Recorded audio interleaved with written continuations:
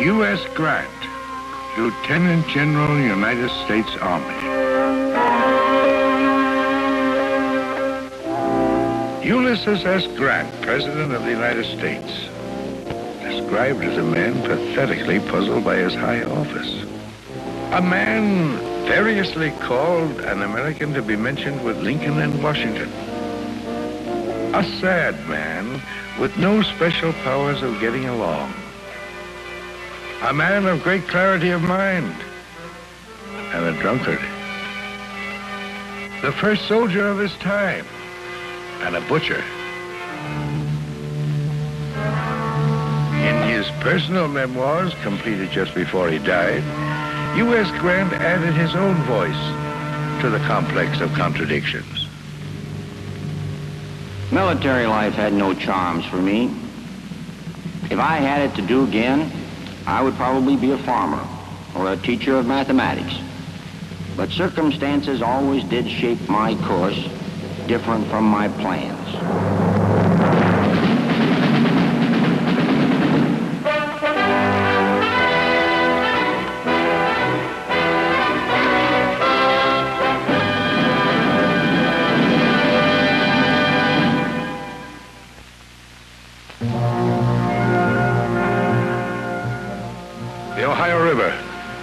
Point Pleasant, Ohio. U.S. Grant was born here in April of the year 1822. Christened Hiram Ulysses, he's known as Ulysses Simpson Grant. Through a clerical error he never bothered to correct. Other rivers flow through the crucial periods of Grant's military career, serving as symbols of the man's own restless spirit. The Mississippi, the Columbia,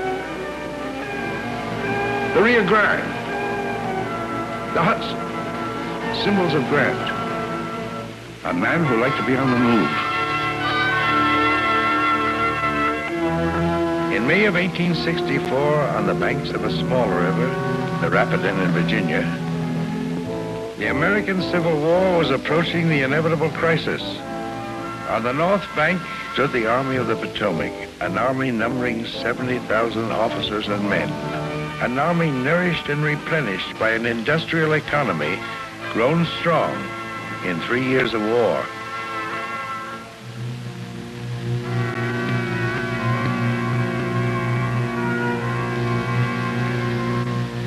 But with lengthening casualty lists came growing opposition to President Lincoln's policy of prosecuting the war to its conclusion.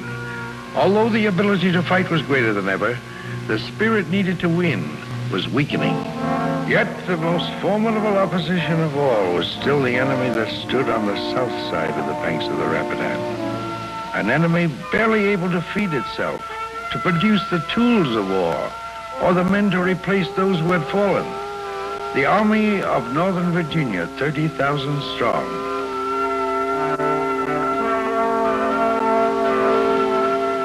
But the Union forces lacked the confidence to go with their superior strength. For Grant's chief adversary, the man who led that Confederate army, had been invincible on his own ground. The Northern commander had his own view of his opponent. A large part of the Northern Army clothed General Robert E. Lee with almost superhuman powers. But I had known him personally, and I knew that he was mortal.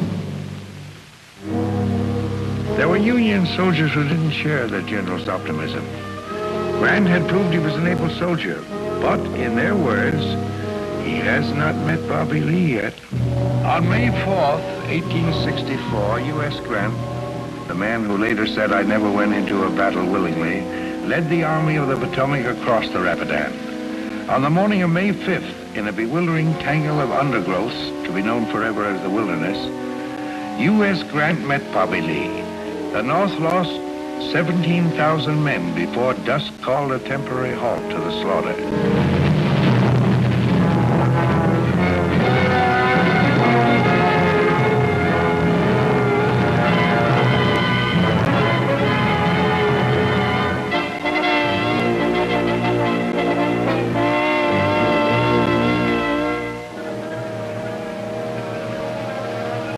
As night fell on the first day of the Wilderness, the enemies withdrew to tend their wounded and bury their dead. Grant's weary men came to a crossroads. The fork to the north would lead to a haven for troops, bitterly aware that the day's fighting had gone against them. But the men were suddenly confronted by their commander, approaching from the north. At the crossroads, he stopped, and in one gesture, turned defeat into victory. The Army of Northern Virginia was to be pursued.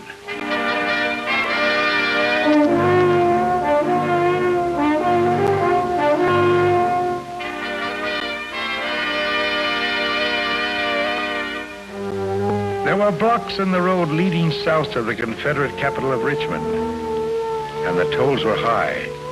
The cost to the north, an average of 2,000 men a day. In the first half hour at Cold Harbor, 7,000 Union soldiers lost their lives. The cry of "Butcher" followed close on the sounds of the guns. However Grant may have felt about the accusation, he pressed on as before. But at Petersburg, he was forced into a prolonged siege. Northern morale slumped, then rose again after successes elsewhere by Sherman and Sheridan. Abraham Lincoln turned to his general. "If the thing be pressed," Grant said, "Lee will surrender." Replied the president, "Let the thing be pressed." On April 9th, Palm Sunday, 1865, in a farmhouse at Appomattox, Virginia, Robert E. Lee surrendered to U.S. Grant. The victor's terms were strangely lenient, and the vengeful were disappointed. But nothing could hold back the tide of public worship that now engulfed Ulysses Grant, a tide that would sweep him to the presidency of his country. Grant, the improbable hero, the ordinary, ungifted man who had been a failure only a few years before, a failure who had once moved a neighbor to say, "He had the saddest eyes I've ever seen."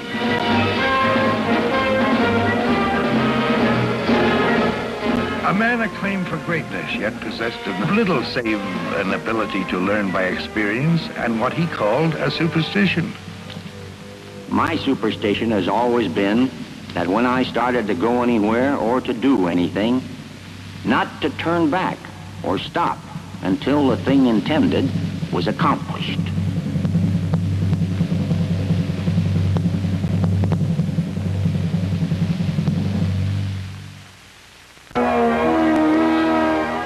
The same trait had been evident 2 years before in the Vicksburg campaign of 1863.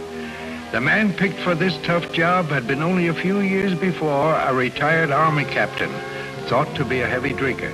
But in 1862, the year before Vicksburg, U.S. Grant had emerged from obscurity with victories at Fort Henry and Fort Donelson, where he had been nicknamed Unconditional Surrender. The bloody Battle of Shiloh had revealed a soldier with a rare gift of stubbornness.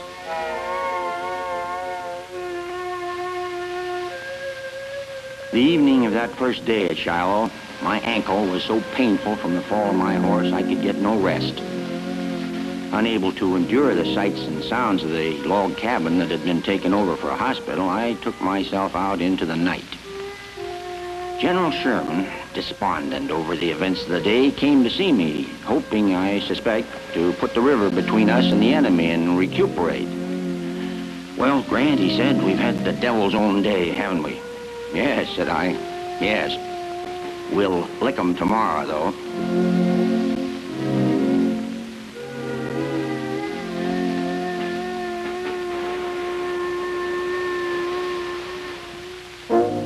In the attempts to capture Vicksburg, that stubbornness would be tested under fire and on water.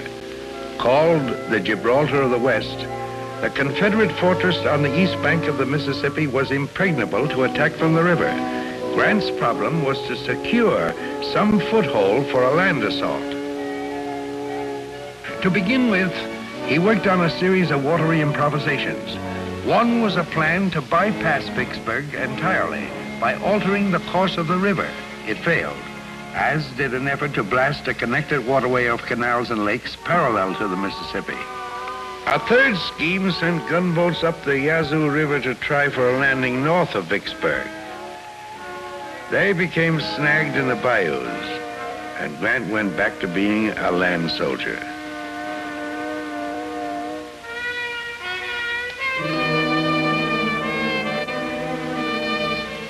He force-marched his men south to a spit of land known as Hard Times Landing. There, he waited for Admiral Porter to run the blockade and provide transport for the army.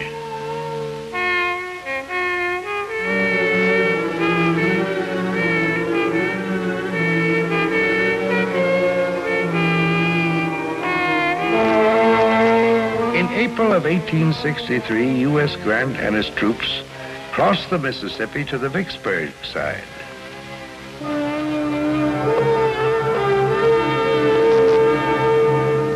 Men cannot make war successfully by slavish observance of the rules. The experiments had at least served to while away the winter, and at last I was on dry ground, on the same side of the river as the enemy. To assure himself of swiftness of movement, Grant cut his long supply line and lived off the land. After a deceptive move away from Vicksburg, he came back toward the Mississippi with victories at Champion's Hill and Big Black River.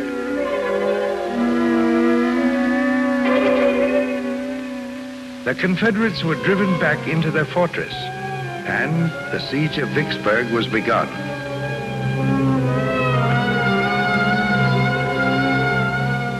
It was a siege so total that, in the words of one observer, not a cat could have crept out of the city without being discovered. The inactivity that the siege imposed on the men of both armies was particularly hard on the restless temperament of the Union commander. There were whisperings of the old accusation. After Shiloh, Lincoln had been firm. "I cannot spare this man, he fights." Now the president was reported as saying, "Tell me what brand of whiskey Grant drinks, and I'll send a case to each of my generals." The end of frustration came with the end of the siege. Vicksburg surrendered at last. The defeated Confederate General Pemberton was a Pennsylvania man, but the victor was charitable. "Just a northerner," Grant said, "who got into bad company." The date of the capitulation of Vicksburg was July 4th, 1863. Upon entering the city, Grant joined Admiral Porter at the levee. "Now," said General William T. Sherman in words that are perhaps partisan, "the river of our greatness is free, as God made it."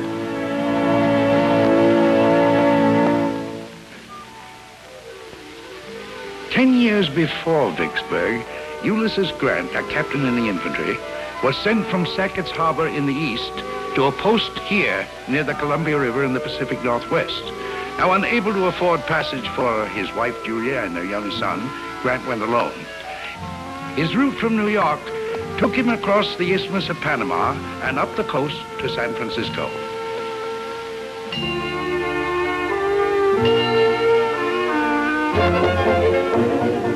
The gold rush of 1849 had brought assorted adventurers from all over the world. Money materialized and vanished with equal rapidity, and the cost of living, even in its lighter moments, was high. As Grant would recall later on, you could not hire a cook for a captain's pay. A cook could do better. By the time his regiment reached Fort Vancouver, he was full of ideas for adding to his army income. My dearest Julia, we expect to raise some 30 acres of potatoes, which may safely be put down at $1.50 a bushel, and maybe twice that. The yield in this country is tremendous. Give my love to all, and kiss our dear little boys for me." Everyone on the Pacific coast seemed to have reasoned that agriculture would be profitable. The market was glutted with potatoes. When the Columbia River rose, Grant was saved the trouble of disposing of his crop. But by the same rise, the wood he had cut and hoped to sell had to be removed from the riverbank at an expense and put back again at an expense. Nearly all the chickens he shipped to San Francisco died on the voyage. Grant never made enough money to pay for his family's passage west. Dearest Julia, you do not know how forsaken I feel here. How very much I want to see you all. continue to write about the boys. I like to hear Fred's sayings. I have made up my mind what Ulysses looks like, and I'm anxious to see if my presentiment is correct. Does he walk yet? He must be talking about as Fred did when I saw him last.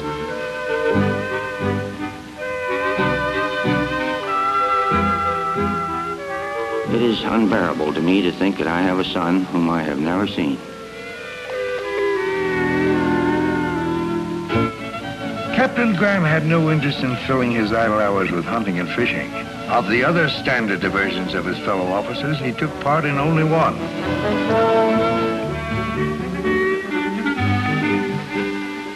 The story goes that one day he was unable to perform his military duties properly, and his resignation was demanded. He wrote Julia that he was on his way home for a leave of absence. Ex-Captain U.S. Grant gave his own version of his future.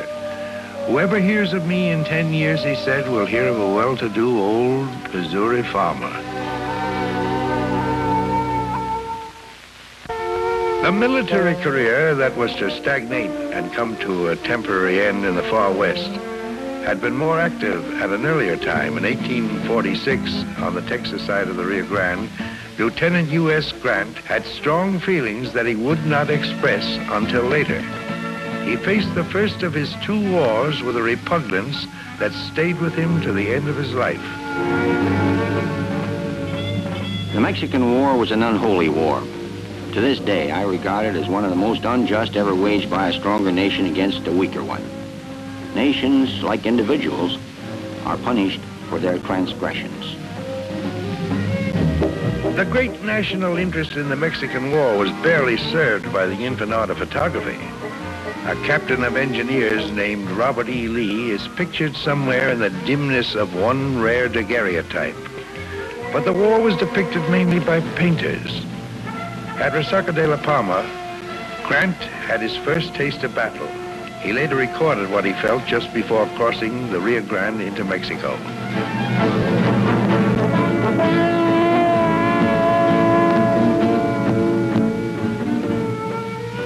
I believe any war seems less terrible to those engaged in it than to those who read about it.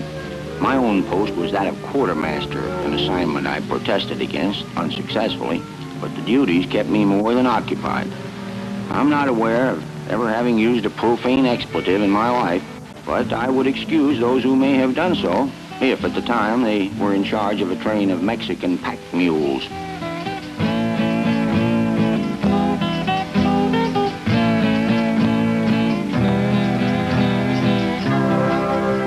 In the Monterey campaign, young Grant's character, personal as well as military, came under the strong influence of Zachary Taylor. The general, known as Old Rough and Ready, had an indifference to formality and parade ground decorum that impressed Grant as deeply as did Taylor's unorthodox way of winning battles.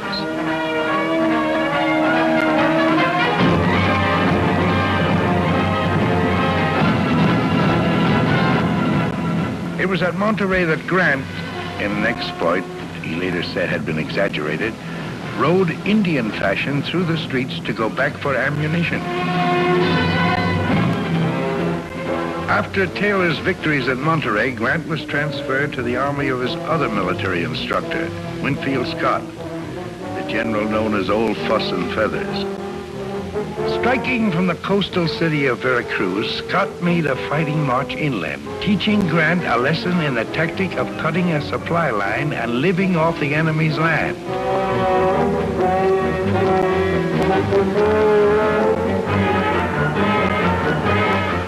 The goal of the campaign was Mexico City.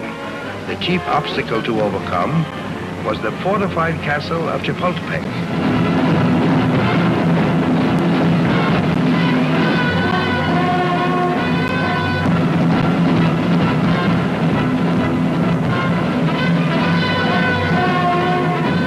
The capitulation of the Mexicans was attended by the high ceremony which General Scott delighted in and which Grant, like Zachary Taylor, deplored.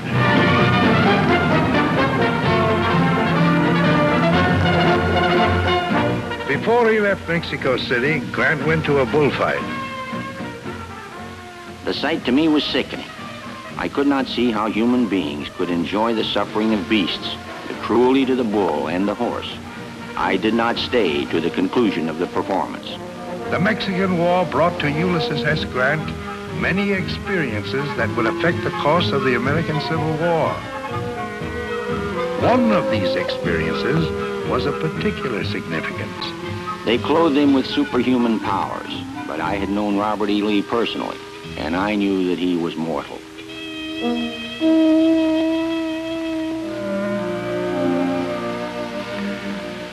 U.S. Grant's military life had begun here at West Point on the Hudson. It was here, too, that the symbolic era in his name was fixed for all time. Grant didn't much want to go to the academy, but his father, Jesse, with more confidence in his son's future than his son had, thought it was a good idea. So Grant, still Hiram Ulysses until the end of his trip from Ohio, said he supposed it was a good idea, too.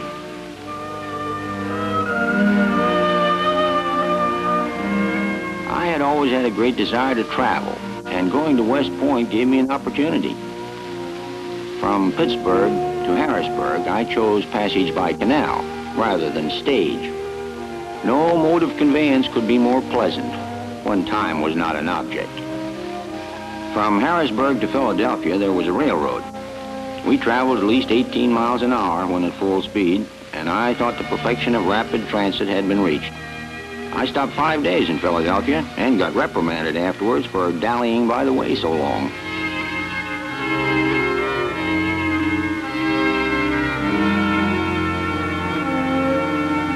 My sojourn in New York was shorter, and I had an increasing dread of reaching my destination at all.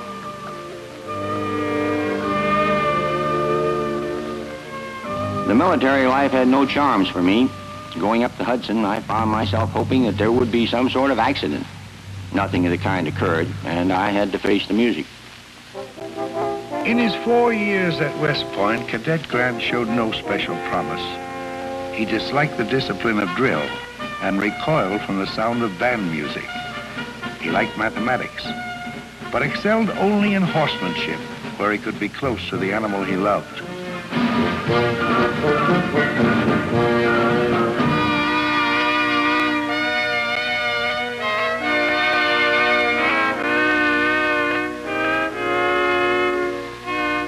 He would read romantic novels in the Academy Library and make a drawing now and then.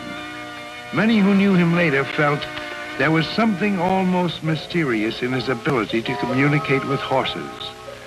To the young Grant, there was something mysterious in the fact that, contrary to his own prediction, he managed to graduate from West Point.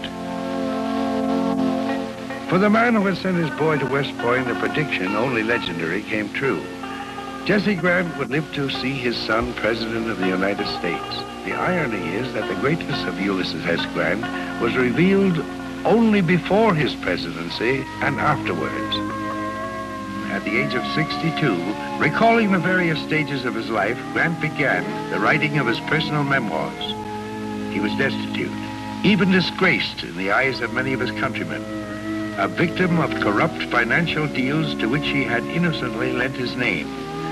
He was also dying of cancer. The memoirs were his fierce campaign to pay off his debts and to leave his wife enough to live on.